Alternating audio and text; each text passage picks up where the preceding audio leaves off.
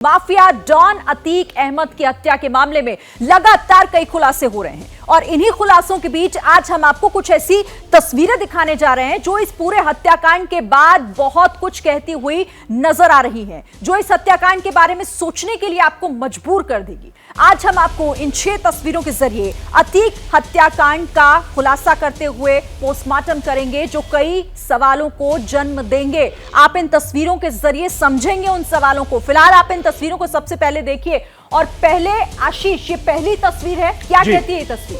ये सबसे इंटरेस्टिंग और सबसे इंपॉर्टेंट तस्वीर है। हम इसे अलग अलग एंगल से भी दिखाएंगे। देखिए, अतीक उतरता है, पहली तस्वीर का पहला एंगल है ये, और ये किसी को इशारा करता है। ये देखिए, जो नॉडिंग होता है, एक्नॉलेज करना, दो ही चीजें हो सकती हैं इसमें।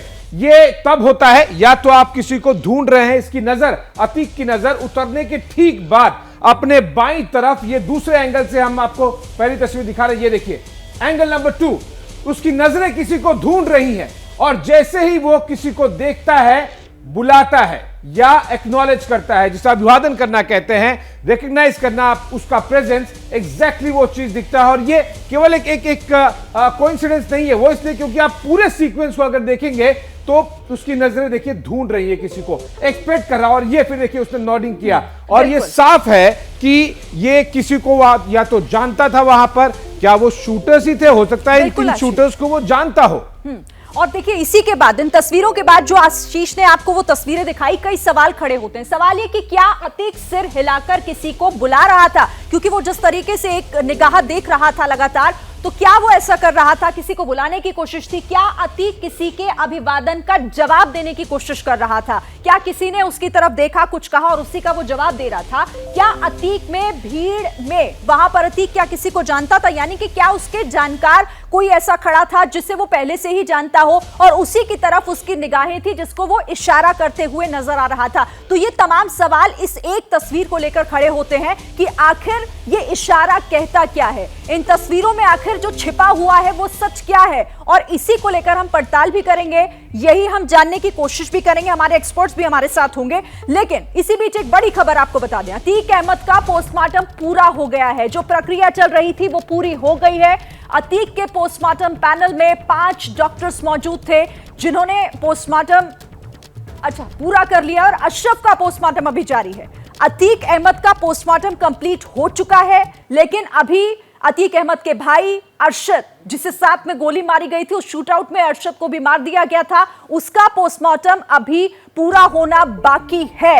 इस वक्त का ये बड़ा अपडेट, और जिस तरीके से आपको लगातार हम ग्राउंड जीरो से हर एक अपडेट दे रहे हैं, किस तरह वहां पर दफनाने की अब तैयारियां भी मुकम्मल की जा रही हैं, लेकिन उससे पहले जो प्रक्रिया है वो सब पूरा कर लिया जाए सही तरीके से, यही कोशिश। अशरफ का पोस्टमार्टम होना अभी बाकी है, वो जारी है, कंप्लीट नहीं हुआ है, लेकिन अतीक अहमद का पोस्टमार्टम पूरा हो चुका है।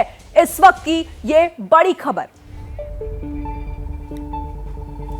अच्छा, एक और बड़ी खबर आ रही है कि अतीक अहमद के बेटे, दूसरे बेटे अली की भी तबीयत बिगड़ रही है। सूत्रों के हवाले से खबर, अतीक के बेटे अली की भी तबीयत बिगड़ी। नैनी जेल में बंद है अतीक का बेटा अली और उसकी तबीयत बिगड़ने की खबर इस वक्त आ रही है। मेडिकल टीम बैरक में उसका इलाज कर रही है। इस वक्त की ये बड़ी खबर, अतीक का एक और बेटा जो कि जेल में बंद है इस वक्त, अली जिसका नाम है, उसकी तबीयत बिगड़ी है। सूत्र ये जानकारी दे रहे हैं और नैनी जेल में ही अब उसकी बैरक में डॉक्टर्स की पूरी टीम मौजूद है जो उसका इलाज कर रही है।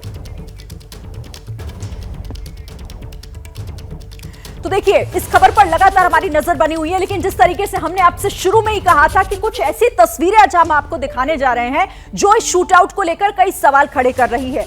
यह तस्वीर जो आशीष ने आपको बेहतर तरीके से बताई कि इसका हर एक एंगल आखिर कहता क्या है, लेकिन इसके मायने क्या हो जाते हैं। हमारे साथ यहाँ स्टूडियो में कुछ खास मेहमान भी मौजूद हैं। हमारे साथ यहाँ पर क्रिमिनल साइकोलॉजिस्ट कपिल कक्कड़ जी हैं, साथ ही हमारे साथ एक और मेहमान है, लेकिन पहले मैं आपका रुख कर लेती हूँ कपिल जी, और आपसे समझने की कोशिश करूंगी। आप इस मामलों को बारीकी से देखते हैं, समझते भी रहे होंगे। इस तस्वीर को देखने के बाद सबसे पहले आपके जहन में क्या आ रहा है?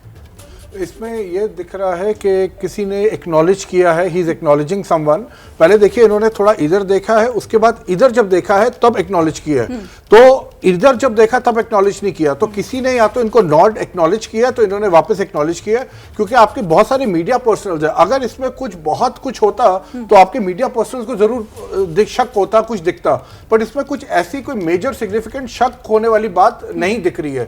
बट हाँ ये जरूर है कि वो किसी को देख के अच्छी तरह जानते थे, या तो किसी ने इनको रिस्पेक्टफुली नॉट करा है तो इन्होंने वापस उसी अंदाज में इनको नॉट वापस किया है। ठीक है, पूर्व आईपीएस ऑफिसर ओपी सागर जी भी हमारे साथ हैं, स्वागत है आपका भी। आप इस तस्वीर पर क्या कहेंगे? सबसे पहले एक छोटा सा रिएक्शन।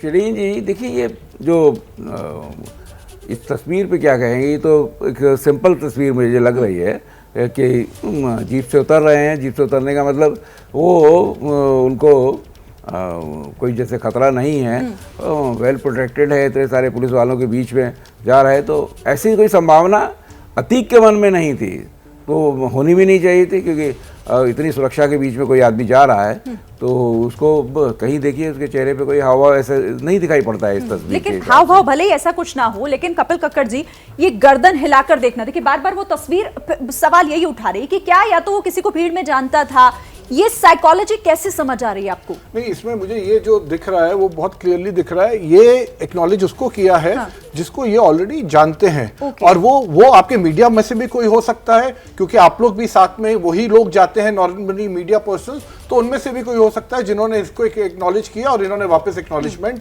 किया। That is what it is. इसमें कुछ ऐसा नहीं लग रहा कि ही इज एक्सपेक्टिंग कि कोई स्कीमिंग हो रही है या कुछ ऐसा हो रहा है, जैसे इन्होंने भी कहा, डर तो बहुत दूर की बात, कोई ऐसा भी नहीं है कि ये यहाँ पे कुछ अपने आप को बचाने की या कोई षड्यंत्र उस हिसाब से देख रहे हो, ऐसा मुझे नहीं लगता। ठीक है, चलिए। जैसे ही घड़ी का काटा दोपहर 2:30 पे आए, बबीता जी का दिल सास बहू साजिश के लिए मचल जाए, और ये है इनकी बहू, पूरे दिन ऑफिस की टेंशन हो जाए गॉन जब ये करें अपना फेवरेट शो फ्री टाइम पे ऑन। इनकी तरह आप भी देखिए अपना फेवरेट शो अपने टाइम पर, और डाउनलोड कीजिए एबीपी लाइव ऐप अपने स्मार्ट टीवी पर।